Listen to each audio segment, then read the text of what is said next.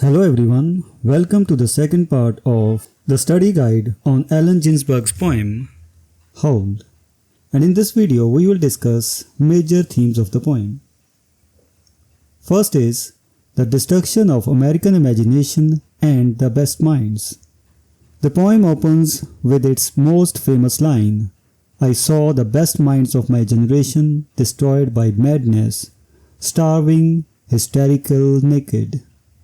This establishes the central theme, the waste and destruction of creative, sensitive, and non-conformist individuals by the oppressive forces of 1950s American society. These best minds are Ginsberg's friends, literary associates, and fellow members of the Beat generation. The poem presents mental illness, poverty, and social marginalization as consequences of a society that values conformity over creativity and materialism over spirituality. Throughout Part 1, Ginsberg catalogues the experiences of these outcasts who were expelled from the academics for crazy and publishing obscene odes on the windows of the skull, and lived in poverty and tatters. The theme emphasizes how institutional authority, universities, psychiatric hospitals, law enforcement punishes those who seek total freedom of expression. And the next theme is critique of capitalism, materialism, and Moloch. Part 2 focuses on identifying the destructive forces that prey upon the best minds. Ginsberg personifies these forces as Moloch, an ancient Canaanite deity associated with child sacrifice. In the poem, Moloch represents multiple destructive aspects of modern American society: capitalism, materialism, industrialization, mechanization, government oppression, and conformity. Ginsberg calls Moloch the heavy judger of men, with blood-running money, pure machinery, and the cross-bound soulless jailhouse and Congress of Sorrows. The repetition of Moloch throughout Part 2 functions as both an accusation and an exorcism, naming the monster to expose its evil. Moloch symbolizes how American society demands the sacrifice of individual identity, creativity, and humanity in favor of material gain and social conformity.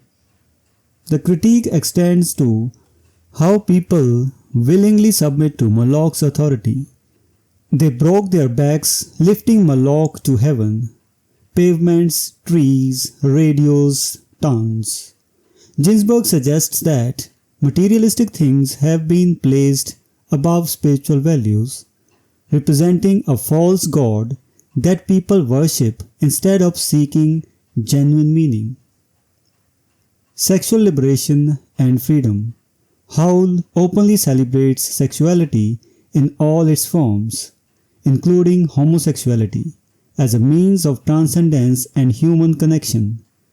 In the repressive 1950s, when homosexuality was illegal and heavily stigmatized, Ginsberg's frank depictions were revolutionary.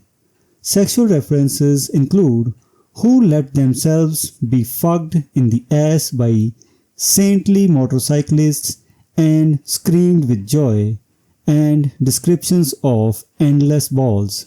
Sex functions in the poem as a form of resistance against mainstream culture's emphasis on conformity and materialism. It represents an attempt to lift people out of the spiritual muck created by capitalism and combat society's obscene desire for wealth. The graphic sexual language, which led to the obscenity charges, was deemed necessary by Ginsberg's defenders to portray the intensity of human connection and the reality of lived experience. And the next theme is madness as enlightenment and rebellion. The poem reframes madness not as illness but as a form of elevated consciousness and spiritual insight. The title Howl itself suggests animalistic, instinctive expression. To howl at the moon in poetic and artistic terms is to announce that madness has entered into society and will not be silently put away. Ginsberg presents visions, hallucinations, and altered states as paths to truth. Visions, omens, hallucinations, miracles, ecstasies.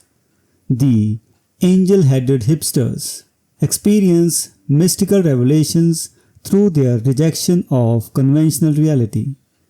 This theme inverts society's judgment, suggesting that those labeled mad by institutions are actually the sane ones, recognizing the insanity of conformist culture.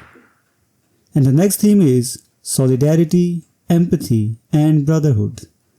Part 3 expresses profound solidarity with Carl Solomon through the repeated refrain, "I am with you in Rockland." This section moves from empathy, "you are madder than I am," to identification, "we are great writers on the same dreadful typewriter," to complete unity, "we wake up electrified out of the coma by our own souls' airplanes." The progression represents Ginsberg's journey into Solomon's madness, demonstrating that true understanding requires entering another's experience. The final lines offer hope for liberation. "O skinny legions, run outside. O starry spangled shock of mercy, the eternal war is here. O victory, forget your underwear, we are free." And the last theme is universal holiness. The footnote to Howl represents a radically inclusive vision of the sacred. Beginning with 15 repetitions of holy, Ginsberg declares that everything from the conventionally spiritual to the profane is sacred. The world is holy, the soul is holy, the skin is holy, the nose is holy, the tongue and cock and hand and asshole holy. This section deliberately blurs boundaries between sacred and secular, arguing that divinity is not confined to religious institutions or traditional concepts of purity.